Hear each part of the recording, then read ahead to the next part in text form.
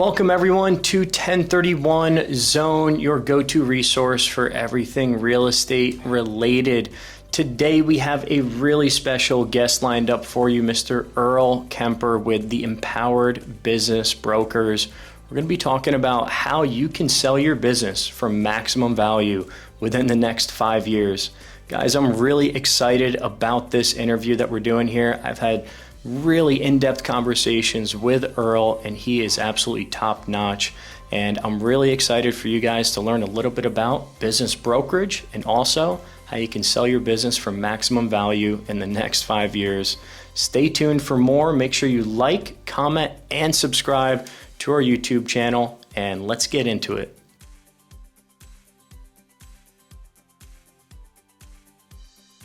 Hey guys, welcome. I am so excited for today's interview. I have Mr. Earl Kemper here with the Empowered Business Brokers.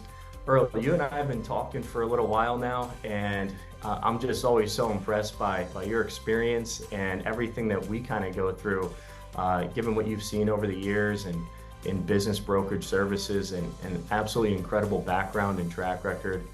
I would just love for us to get into it here. I know we have a lot of stuff to cover today. So if you don't mind, just kind of tell everybody a little bit about yourself, and then feel free to, start bringing up some of your presentation material. Sounds good. Thanks so much, Tommy. I appreciate you, man. So, background, I guess, is years ago I owned an insurance agency and learned a lot about being an entrepreneur. Got involved in it in such a way that, honestly, I became a bit of a workaholic. And through that experience, I got associated with Nightingale Conant as an organization that I was fortunate enough to have a mentor. So as I was mentored through it, I learned how to use my time more efficiently and build a financial advisory firm of about $570 million in the early 90s. And from there, as a result of the coaching I received, I became a business coach really early on in my career. I've been a business coach now for 39 years.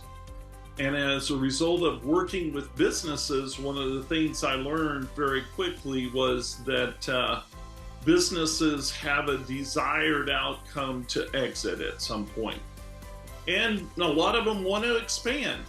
And so for a number of years before I really got involved officially in business brokerage for a minimal fee, I would do some work with them and help them to exit from their business. Sometimes that was exiting with, a partner that took over because they were younger. Sometimes it was a key person and a family member. There's just a number of different situations that came about. As we would grow the business, and the businesses we have coached over the years will double in typically 3 years or less. In 2008 was one of those time frames in history that everybody remembers a lot about. We were coaching 41 businesses, 36 of them doubled in the next 3 years. I always remind people that 5 did not. A lot of times people get caught up in their own mindset that they believe they've got to protect themselves instead of becoming aggressive when things are difficult. The 36 that became aggressive were very successful in the businesses that we coached. And, in 2014, I came across a gentleman in the business brokerage world. He had nearly 100 offices around the country and internationally, and I decided to join him at Empire Business Brokers, and over time we grew together and decided to partner. And so I'll share a little bit more about who I am, I guess, in a slide. Again, I've had a little over 38 years now, 39 years as a business coach. We've coached a little over 1,800 businesses. I became a business broker in 2014. Nick Gugliuzza and myself founded the Empowered Business Brokers together. Just about a year ago, we started with an organization called EXP. They've been very strong in the real estate world now for a number of years, since about 2009. But we are really kind of an early stage to EXP as business brokers. So the combination of things in the companies I've owned, we've been business coaching and business brokerage for over 40 years, because Nick was kind of the beginning of business brokerage. He started about 43 years ago. So one of the questions I always tell people that you should be asking yourself, whether you're an advisor that is interacting with a business owner, or you're a business owner in your world. So if it's a client of yours, is your client's business on the proper path to being sold for maximum value within the next 5 years? Or if you are a business owner and you're watching this, is your business on the proper path to be sold for maximum value within the next 5 years? So one of the keys to all of that is to assess your business where it is today and determine where it needs to be for you to feel like it is the appropriate time to exit. I always say you will exit your business voluntarily or otherwise.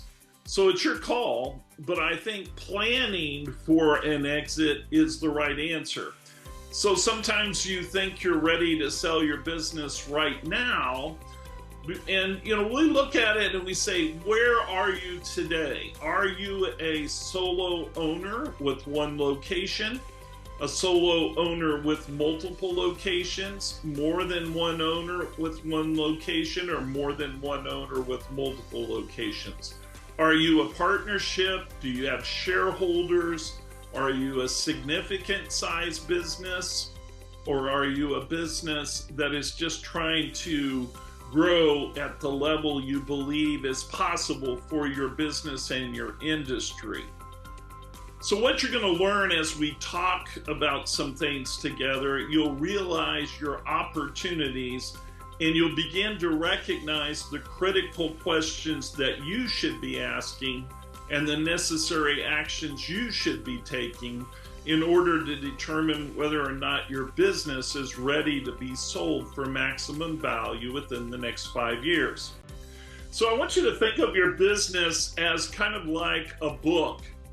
I'll call it your destination book. You're going to grow your business based on first having a powerful ending to your business.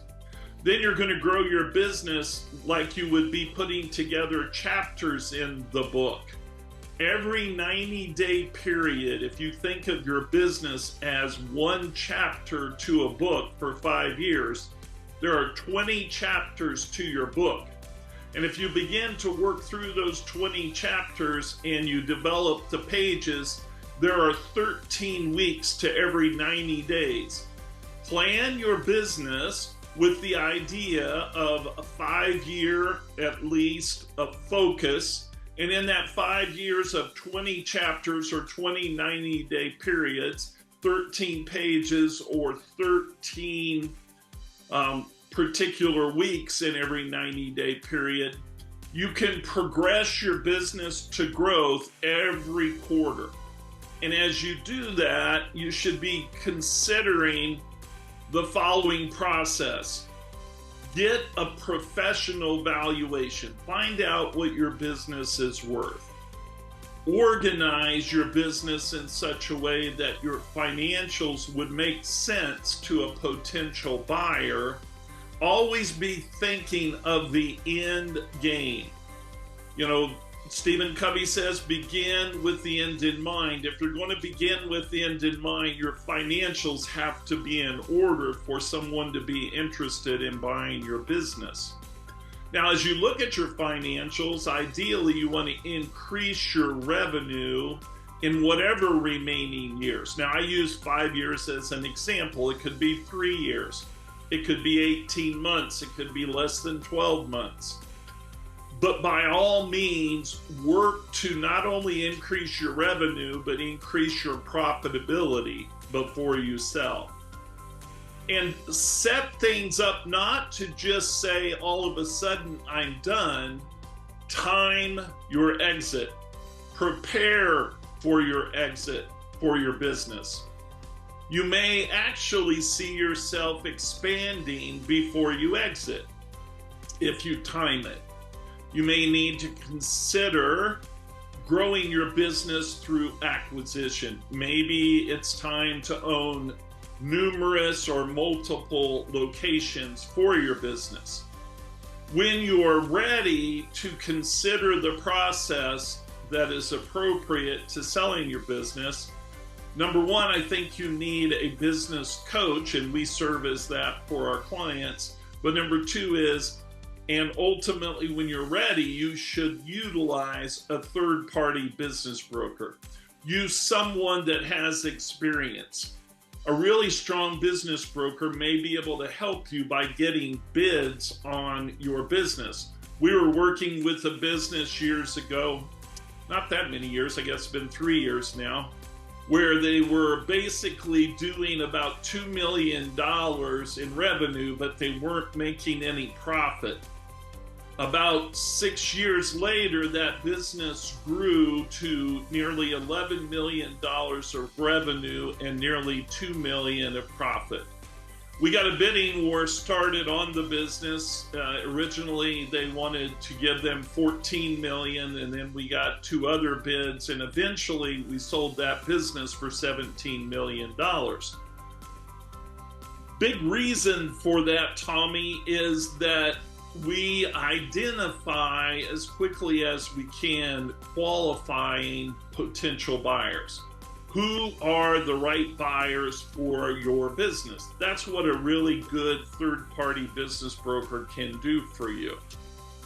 So there's a lot of motivators that people have for wanting to sell their business. You may be looking to transition a portion of your business, not your entire business, to increase its growth potential. In other words, maybe you're willing to sell 51%, 60%, 70%, but not 100%.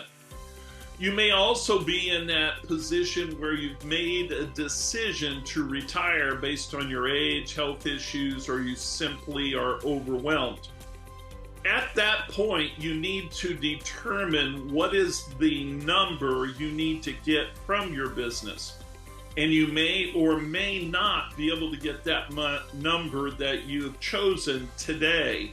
Be realistic, because, you know, we can put a number out there in our minds, but really what it amounts to is whatever somebody is willing to pay you for your business.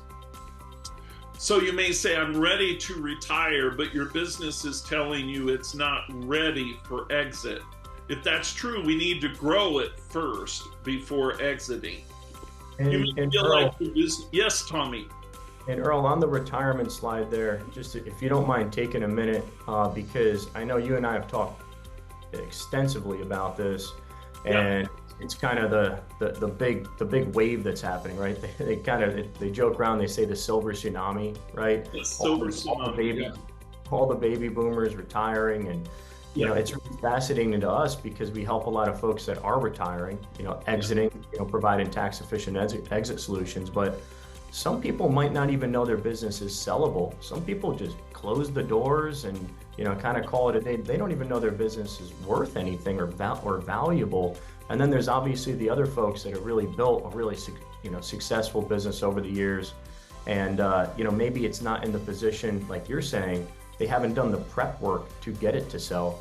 Do you mind just talking about this entire kind of wave that's taking place and what you're seeing in terms of that and how it's going to continue to increase?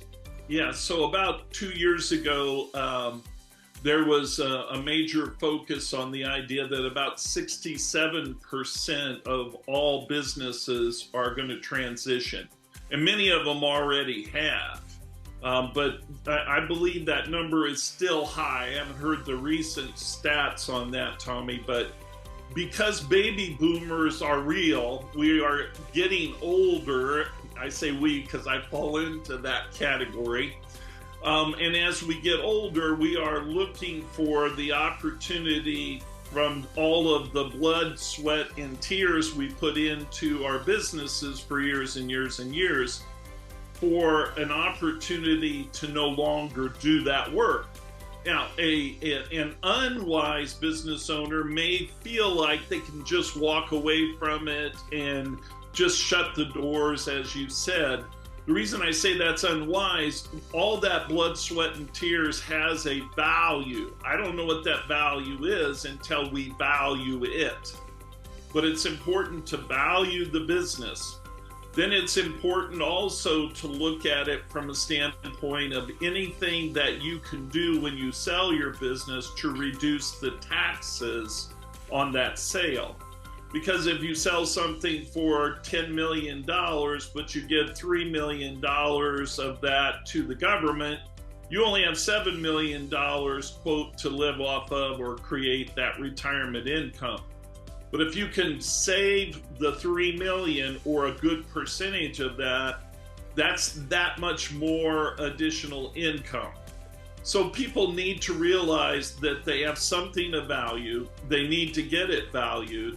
They need to determine if it's the right time to sell, and they need to plan in such a way that they're saving as much as they can from the tax liabilities in dollars that they could continue to earn income on after they're ready. And so, retirement's kind of a negative word in many ways. Maybe financial independence is a better word for what we do, because some people, what they want to do is be financially independent and find something else to do. Most of the people that, quote, are retired tell me they're busier than they have ever been in their lives after they do so. So that's some thoughts behind that, Tommy. That's great.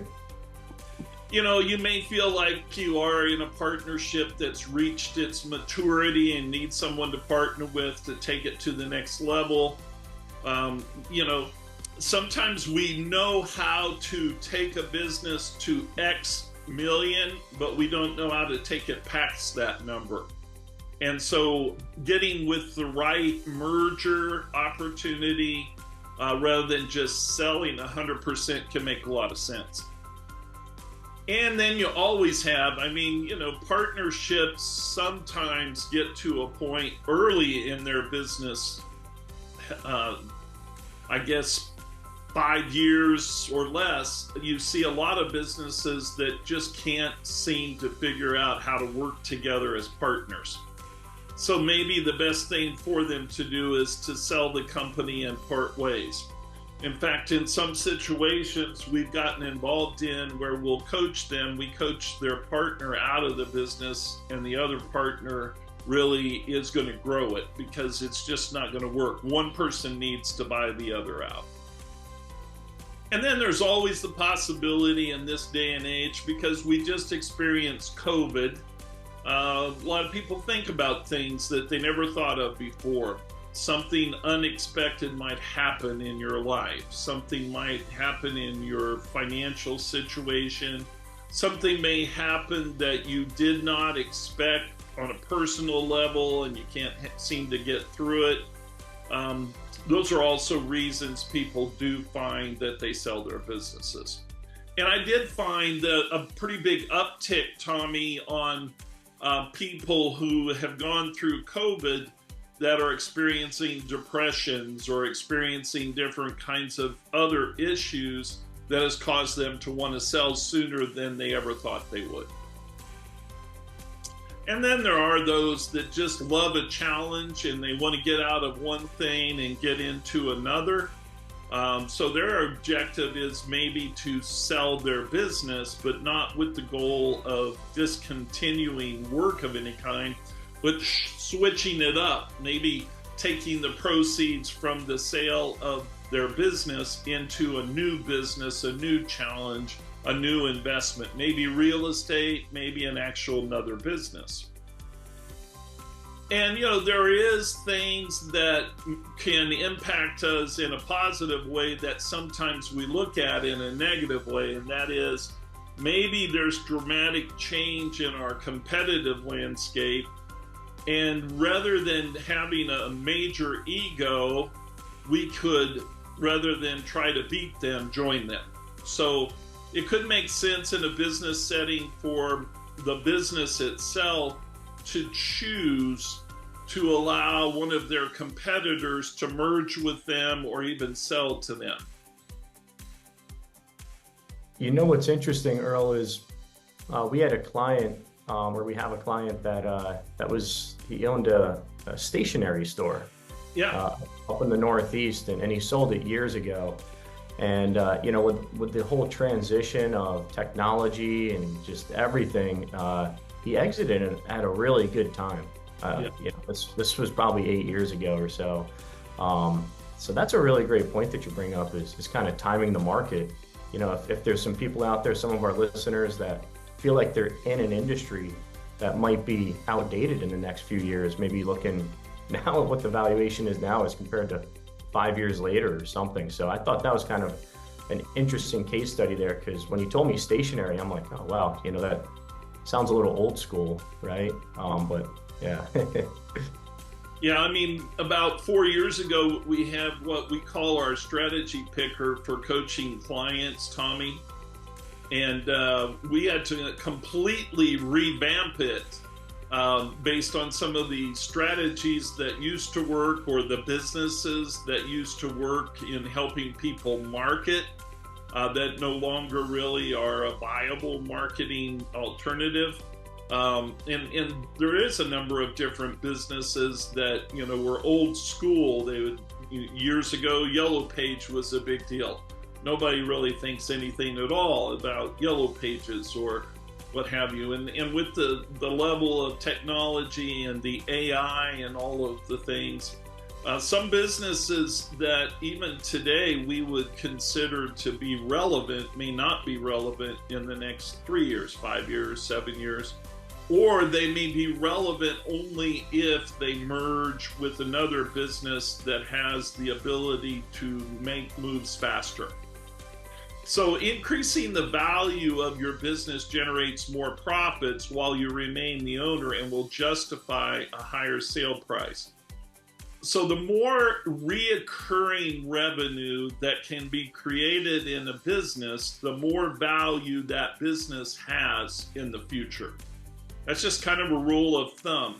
The other thing is, the less dependent the business is on the owners that are in place, the more likely the business will sell for more and sell faster. So let's increase the business value before we sell. And to do that, you know, I always start with a question ahead of this.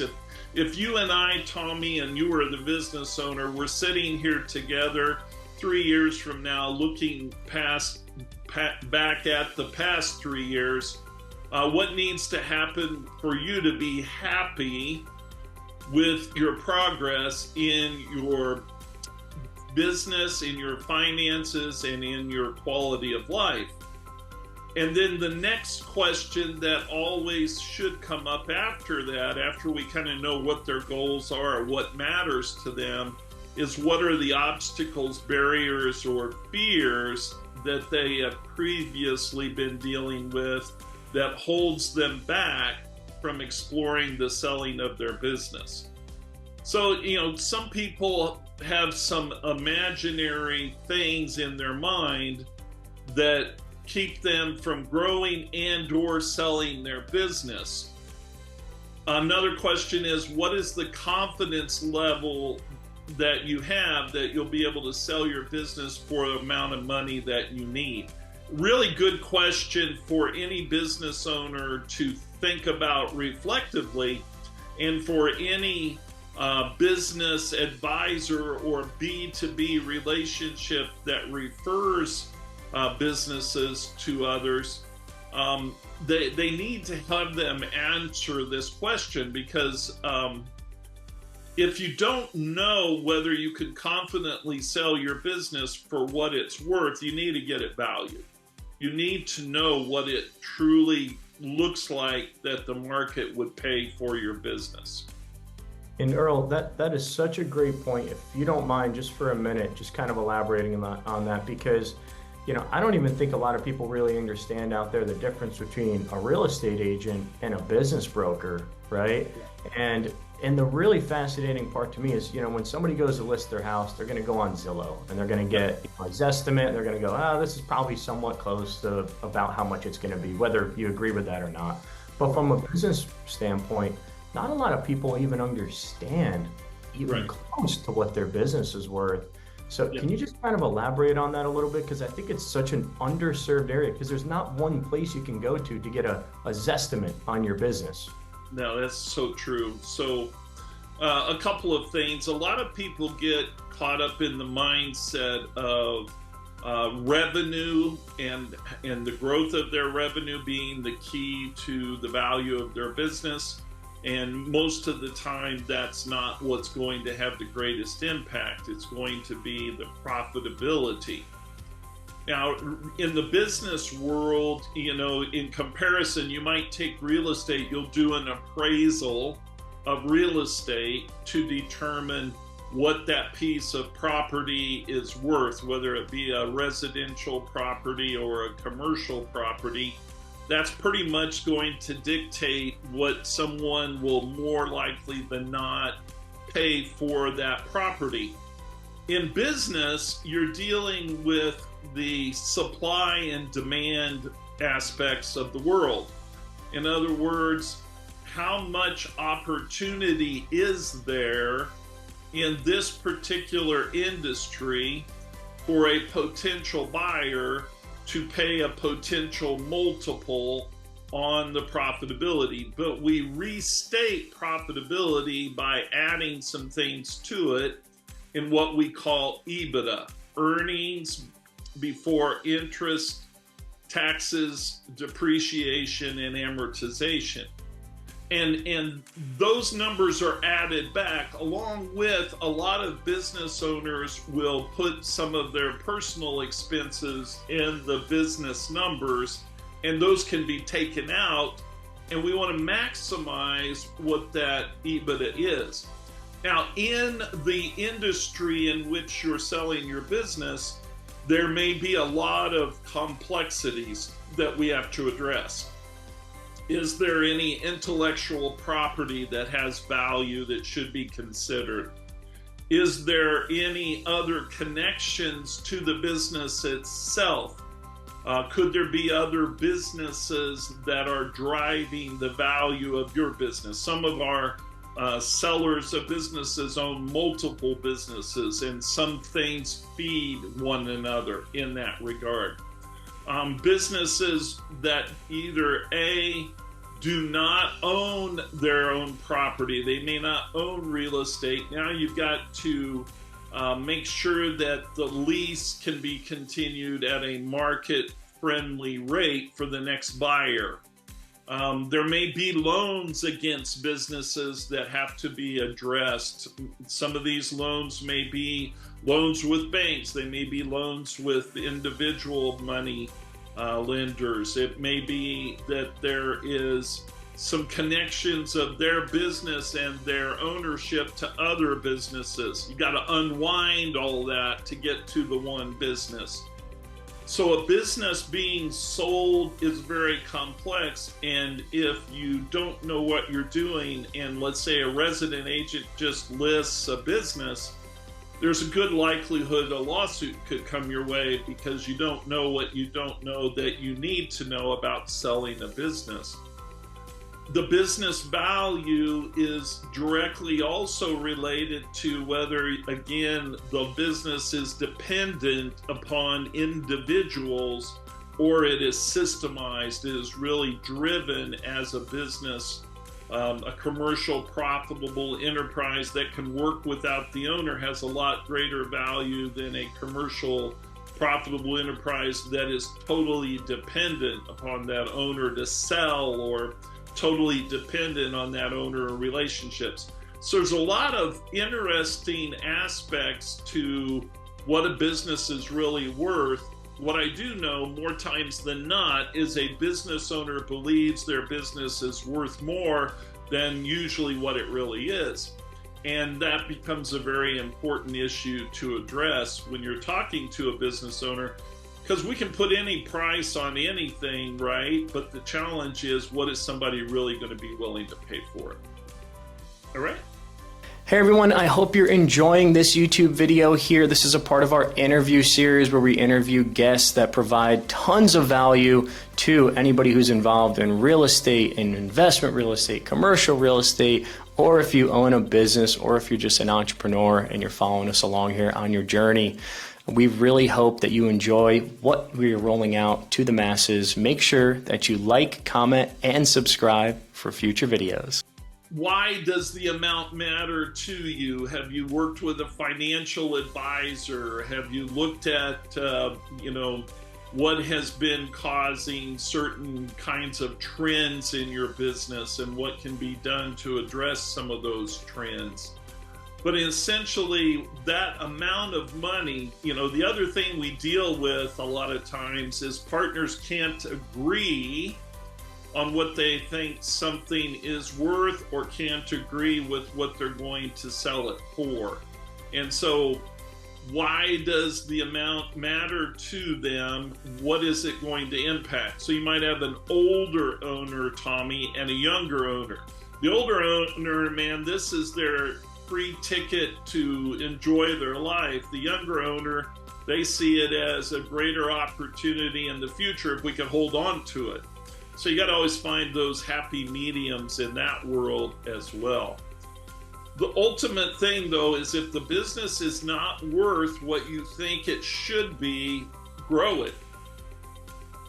What will you be able to accomplish for your family, your partners and their families, and maybe nonprofit organizations, if you were able to maximize the value of your business over the next 6 months to 5 years? That's a really good question too. Rather than assume you can get what you should from the business, maybe the next 6 months to 5 years, you should be growing it. And so what we do is we do a very proactive, interactive 5-year or less business plan with our clients, Tommy, to project what the potential is for that business. Having had almost 40 years of experience growing businesses, we look at it and say, you may not be aware of this, but this business has this kind of potential for future growth. And so one of the critical things that we also want to know is, have they taken steps to implement critical systems, client service or customer service initiatives? Do they have the best financial practices and other business protocols to maximize their business enterprise? So one of the things we talk about is leverage. Are they taking full advantage of leveraging people, leveraging finance, leveraging systems, leveraging marketing? Are they taking full advantage of the concept that 80% of your business usually can be systemized? Most businesses, when we look at them, are about 20% systemized, 80% dependent on the human factor. Therefore, potential for errors is very high. If you're only 20% focused on the human growth opportunities in a business, and 80% systemized, there is more consistency in the growth potential of that business. What needs to happen with your business prior to taking it to market? So do you know if you are maximizing the production and revenue possible in your business? Have you looked at the competitors? Have you looked at what share of the business you actually have in your business of the market available to you? And do you even test and measure all of the things you should be measuring? Whatever gets tested can be measured. What can be measured can be improved. So are you tracking all the important metrics in your business? Do you know the key performance indicators or key the peak performance indicators in your business that drive revenue, that drive profitability. If you don't know what those things are, you're probably not growing at the rate you could. And if you do know what they are, but you're not measuring them, you're likely to be falling short of what's possible or what your potential is for your business. Do you currently have a strong understanding of the finances of your business? We have a team, we have a CFO on our team along with accounting support that basically can revamp someone's financial situation where needed to where it's more attractive to the buyer that they're looking to sell it to. And also the other thing that many times is missing is they don't have the strong leadership they need in the business to continue under the new ownership. So what do I mean by that? So a lot of buyers of businesses want to buy something that is a little bit closer to turnkey, where they believe that key people can run the business even after the owner leaves. So you want to make sure you're building an organization that can work without you. You're building an organization that the team that you have in place will continue to grow the business with the new owner. And, have you looked at what kind of real strategic talent is needed to grow your business? Some people need to look at their C business people. Do they have the right CEO, the COO, the CFO, the CMO, etc. in their business that they will need for the growth of that business? And so one of the things we do is evaluate leadership in our coaching engagements, and also many times, Tommy, we will charge a retainer in the first few months working with a client to maximize the way the business is presented so that it sells for more. And again, so what percentage of your business is systemized for maximum repeatability and consistency versus the percentage which remains solely dependent on people factors? A real important issue. Again, I like 80% systemized. So what's the desired income once the sale is complete is the next thing we need to address. Would you like to retire outright or continue be productive in your business after the sale?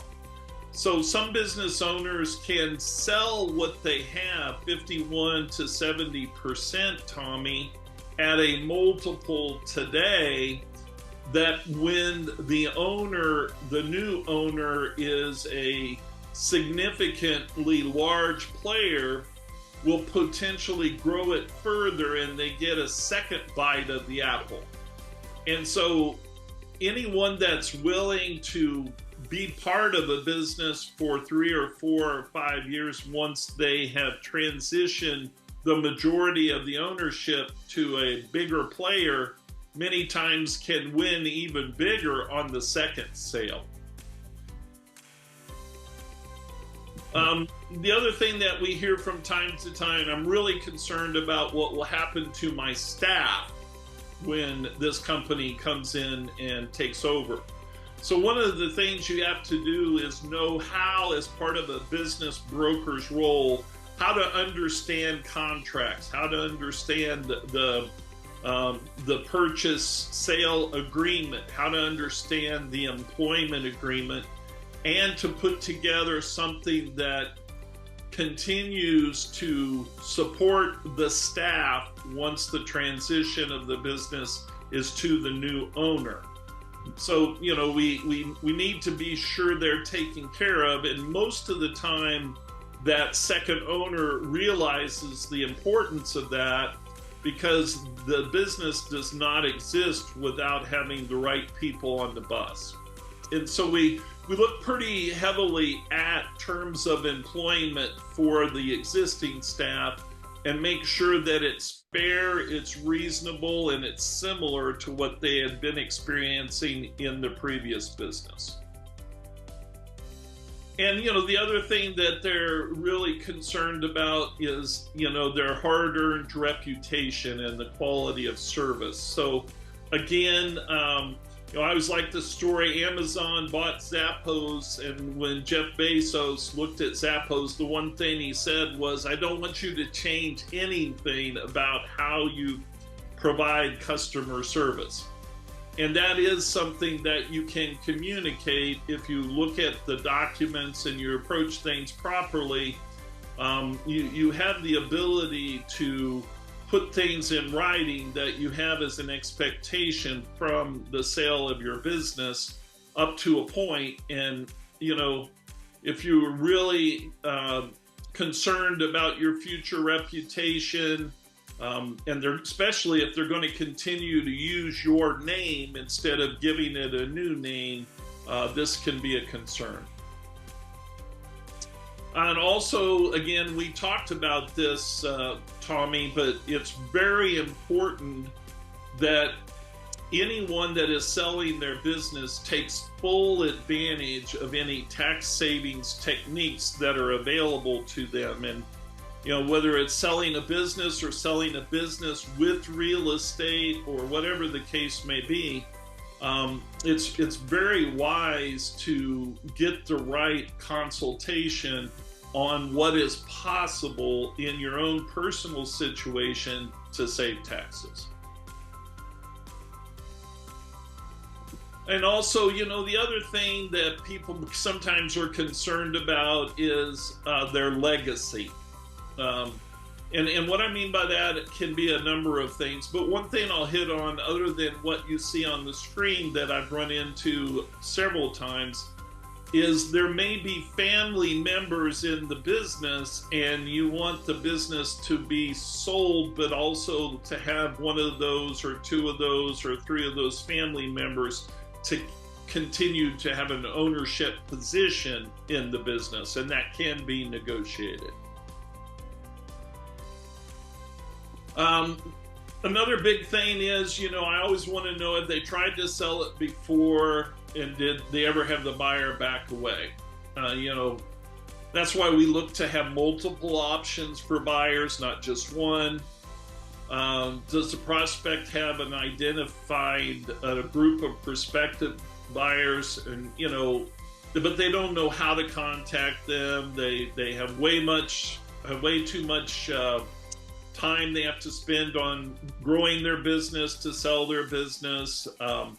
Their life cannot take on another task such as trying to sell their business.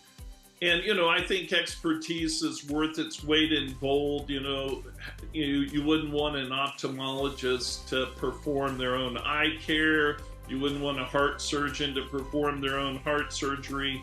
And a business owner should get expertise to sell their business.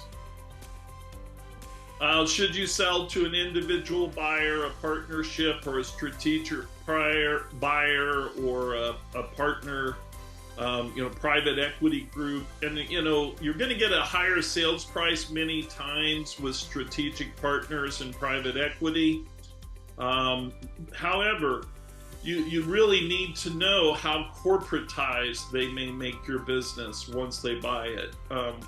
So there's this juggling act of being sure you get that person that upholds your reputation and the future of the key people in your organization, but also that you get the best possible price for your business based on the right buyer. The other thing is you may find that, the key component is that private equity has a plan and it can include you as the co-owner. So again, private equity may say, hey, we'll buy 51%, please hold on to 49%. And you will get a significant opportunity on the next sale.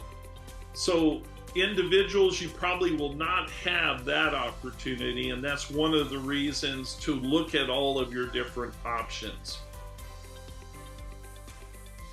The other thing is that you may be able to work through things in which you can get a price for your business that includes the future growth, an earn out, if you will, an opportunity to actually get a business that will be purchased for a value today, but it will give you even more money if you hit certain benchmarks and continue to own it in the future. So when you're working with these things, recognize that part of the bidding war that we want to do is the characteristics of the deal. It's not just the money, it's what is the potential besides just the money. Are you going to get cash and stock? Are you going to get an earnout? Are you going to get something that maybe you started down the right path but didn't complete in your contract, so you get paid on it? So what we suggest always, Tommy, is that the best step is to schedule a free business valuation. We do a cursory valuation to see kind of where you are with your business, or we do a complimentary coaching session. If you visit our website, or if you click on the Q code right here on the screen, any of those contact opportunities, we'd love to sit down with anyone who's interested in growing their business, adding additional locations to their business. We have multiple multi-million-dollar buyers who are ready to buy businesses, Tommy, and we have multiple sellers that are looking to sell their business to future buyers. So whether someone's interested in selling their business, growing their business, or potentially buying businesses, we'd be able to help them, show them some ways they can do things that they may never have realized were possible, and reach their potential by building the wealth they want to build. It's incredible, Earl, and I was just digesting everything as you're going through it, and I'm sure our viewers can tell why I wanted you to come on here, because it's just so valuable, and you provide so much value and knowledge through this presentation. I wanted to ask you something that I think is really interesting. Is in real estate, right? I always kind of compare things to real estate because a lot of people can wrap their head around that. When you're prepping your building for sale or your house for sale, you're going to clean it up, you're going to kind of get it ready, maybe you'll do new paint, maybe you'll put a new roof on, or whatever it is, right? You do maintenance to get something ready to sell, or your house ready to sell. In business, it's just always so fascinating to me. I feel like people don't do this stuff until it's kind of too late, and they're like, oh, I'll just close the doors and close the business or whatever. But I've sat in on some of these meetings with you, with a business owner, and it's a process, right? I mean, it's not all going to happen on the first call.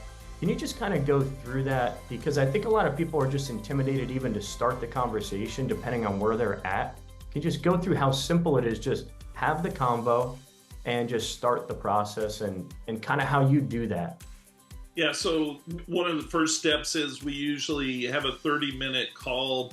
We want to identify the challenges that the business may be facing, and or the opportunities that it believes it has for sale. Sometimes that conversation will lead to a complimentary coaching session because they're really not ready to sell. Sometimes that will lead to an hour consultation where we'll walk them through the process of selling a business. Now, one of the most important things in the steps to selling a business is know what it's worth. Another thing that's most important in the process is know what it could be worth. Third thing is to know who the potential buyers are. And then ultimately, it is a matter of contacting the right people over a period of time. As you said, Tommy, these things don't happen very quickly. Somebody will say, I'd like to sell my business in a month or two. Probably not going to happen. Typical business is going to sell no sooner than 4 months, and I've seen it take as long as 24 months. Now, when it does take a while, many times it's because you get a very strategic buyer who goes through a tremendous amount of quality of earnings discussions and pays $1 million plus to really determine the value of the business before they buy it. So it just takes longer. Sometimes it takes longer because we're going to be looking to get multiple offers, lots of different bids. And sometimes it takes longer because they need 6 months at the minimum just to get their business in order for it to be ready to be sold properly. So depending upon what the need is of the client, we're certainly there and we'll be more than happy to help them through that process. Well, Earl, thanks so much for coming on here today. I think we may need to do another part 2 of this because there's just so much to unpack here. This is so useful. Anybody, if you have any questions, reach out to Earl, set an appointment with him. We're always saying start the process early, right? If you know what we do, we're always saying if you're thinking about selling something, commercial real estate, investment properties, businesses, start the process early, get in front of it, right? Don't wait for that health scare to happen or something unforeseen to happen. Get in front of it. And Earl, thanks so much for being here. Really appreciate the time. And guys, reach out to Earl if you guys have questions, and stay tuned for more. Thank you, Tommy. I really appreciate it. Hey guys, thank you so much for watching today's interview with Mr. Earl Kemper with the Empowered Business Brokers. Make sure you like and comment on this video, and also don't forget to subscribe to our YouTube channel at 1031 Zone. And if you're thinking about selling a business, if you're thinking about selling real estate, if you're thinking about selling a business that owns real estate and you're going to have a big tax problem, make sure to go over to 1031zone.com where you can find some more helpful information on how you may be able to use some of the stuff we provide to exit in a tax efficient way. So head on over to 1031zone.com, book a time on my calendar to speak, and I look forward to seeing you there.